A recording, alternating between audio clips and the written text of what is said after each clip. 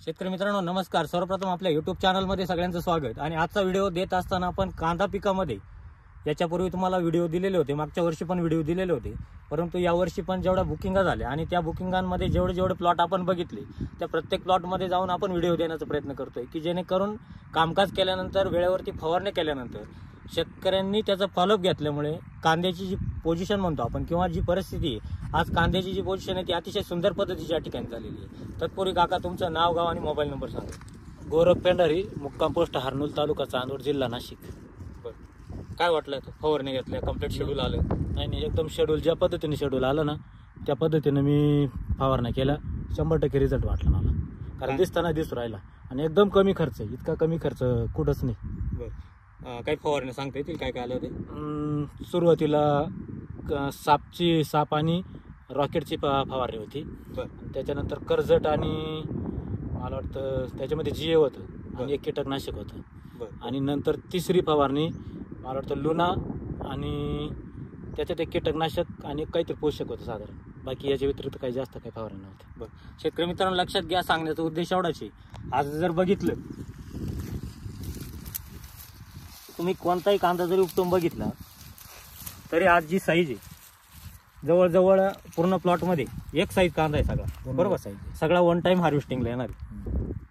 शेतकरी मित्रांनो लक्षात घ्या, कामकाज करत असताना त्याची जी साल म्हणतो आपण, तर ती साल आणि त्याचा जो टिकाऊपणा म्हणतो आपण हा चांगल्या पद्धतीचा राहण्यासाठी ज्या आपण फवारण्या दिल्या त्या फवारण्यांमधल्या तुम्हाला 2 ते 3 फवारण्या या ठिकाणी सांगतो. सुरुवातीच्या फवारण्यांमध्ये आपण तुम्हाला सांगितलेलं होतं की सुरुवातीची फवारणी देत असताना आपण पहिली फवारणी त्या ठिकाणी दिलेली होती. त्याच्यामध्ये तुम्हाला सर्वसाधारणपणे साप 200 लिटरला 500 ग्रॅम साप त्या ठिकाणी दिलेलं होतं. त्याच्यामध्ये तुम्हाला माझ्या मते कीटकनाशक आलेलं होतं रॉकेट. बरोबर, रॉकेट आपण त्या ठिकाणी 2 मिली प्रति लिटर म्हणजे 200 लिटरला 400 ml तुम्हाला त्या ठिकाणी रॉकेट दिलेलं होतं. त्याच्यामध्ये साप दिलेलं होतं आणि त्याच्याबरोबर माझ्या मते 10 ppm नी तुम्हाला GA दिलेला होता. बरोबर, त्यानंतर दुसऱ्या फवारणीमध्ये एक 15 दिवसाच्या अंतराने दुसरी फवारणी त्या ठिकाणी दिलेली होती. त्याच्यामध्ये तुम्हाला 0.34 500 ग्रॅम मॅग्नेशियम सल्फेट 500 ग्रॅम, त्याच्यामध्ये आपण ऍक्टिव्ह टॉप 500 मिली आणि जे बुरशीनाशक म्हणतो आपण त्या बुरशीनाशकमध्ये तुम्हाला कर्जेटची फवारणी त्या ठिकाणी आलेली होती. त्यानंतर तिसरी फवारणी एक साधारणतः 10-12 दिवसाच्या अंतराने परत तिसरी फवारणी त्या ठिकाणी दिली. ती तिसरी फवारणी सुद्धा आपण देत असताना 0.60-20 500 ग्रॅम मॅग्नेशियम सल्फेट 500 ग्रॅम, त्याच्यामध्ये तुम्हाला बुरशीनाशक दिलेलं होतं लुना, आणि लुनामध्ये आपण माझ्या मते हे घेतलेलं होतं पोषक सुप्रप्लस. बरोबर, सुप्रप्लस आपण त्या ठिकाणी 200 लिटरला 500 ml या प्रमाणात एक तिसरी फवारणी आपण त्या ठिकाणी घेतली. आणि आता चौथी कोणती घेतली? चौथी आता मर्जर आणि 0.34 आणि magnesium sulphate 500 gram, 0.34 500 gram, merger त्या ठिकाणी आपण 250 ग्रॅम, ही एक फवारणी आपण त्या ठिकाणी आता देऊन घेतलेली. आता एवढ्या फवारण्यांमधून जे आपण डोसेस दिले ते डोसेस पण सांगता येईल काय काय टाकले? आता डोस काही 12-32 सांगितलं होतं, पण मला पर्याय उपलब्ध नाही झाल्यामुळे मग 10-26 वापरलं होतं. बरं, आणि त्याच्यात मॅग्नेशियम घेतलं होतं. Magnesium sulphate. बरोबर, बस. तर लक्षात घ्या, इतक्या कमी खर्चामध्ये इतकं चांगलं उत्पन्न आपण त्या ठिकाणी काढून देतोय. प्रत्येक शेतकऱ्याला आपण नियोजन त्या ठिकाणी करून देतोय. आज जर पूर्ण प्लॉटचं निरीक्षण केलं, कांदे किती आपण लावलेले आपण? कांदे 5 एकर आहे. 5 एकर. दरवर्षी पेक्षा काही समाधानी वाटते यांना? नाही, 100% ॲव्हरेज खूप निघणार आहे. आज तुमच्या परिसरामध्ये नाही ना, आमच्या गावात पाण्यामुळे कांदेच नाही, पण तरी जे आहे त्याच्यापेक्षा पण कांदे हे बी एकदम कमी पाण्यामध्ये कांदे कांदे एकदम टप्प्याटप्प्याने पाणी चालू. छान कांदे त्या ठिकाणी, छान म्हणजे खूप छान. याच्यापेक्षा कांदेच नाही बनले. याच्या आधी कधी झाले होते का? नाही, एवढे कांदे लाल कांदे आणि एवढी एक साईज कधीच नाही. उन्हाळ कांद्यासारखे एकदम अशी कमराला पाती लागतात काही त्याच्यावर. बरोबर, एकदम इतकी हाईट वाढून गेली.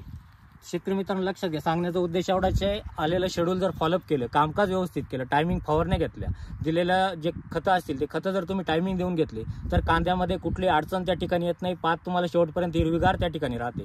मान त्या ठिकाणी तुम्हाला साधारणपणे एक 8 ते 10 mm पुढे तुमची मान सुद्धा त्या ठिकाणी तयार झालेली राहते, हे पण लक्षात घ्या.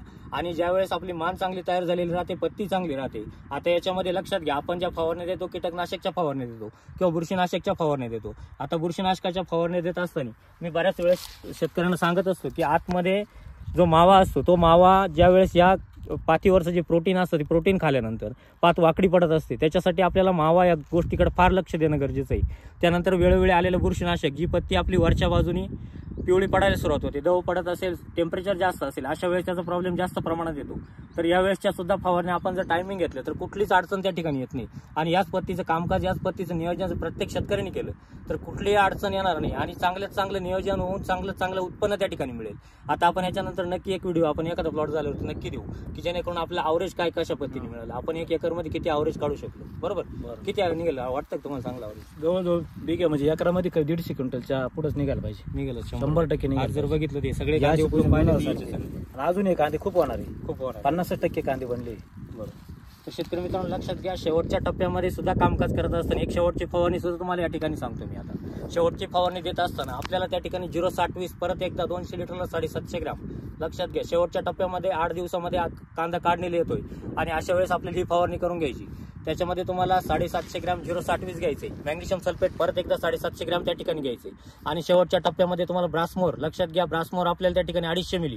ही एक फवारणी आपल्यासाठी फार महत्त्वाची राहील. बुरशीनाशकचा वापर केला नाही केला तरी शेवटच्या टप्प्यामध्ये आपली पत्ती एकदम हिरवीगार राहणार आहे, कुठली अडचण त्या ठिकाणी येणार नाही. तरी आपण शेवटच्या टप्प्यामध्ये मर्जरची फवारणी आपण त्याच्यामध्ये घेऊ शकतो. ही एक जर फवारणी काढून घेतली तर आपल्याला कांद्याला जी पत्ती म्हणतो आपण किंवा कांद्याची जी साल म्हणतो ती अतिशय कलर आणि मजबूती त्या ठिकाणी असते. एकदम जाड साल त्या ठिकाणी तयार असते, कांदा टिकाऊ त्या ठिकाणी तयार होतो.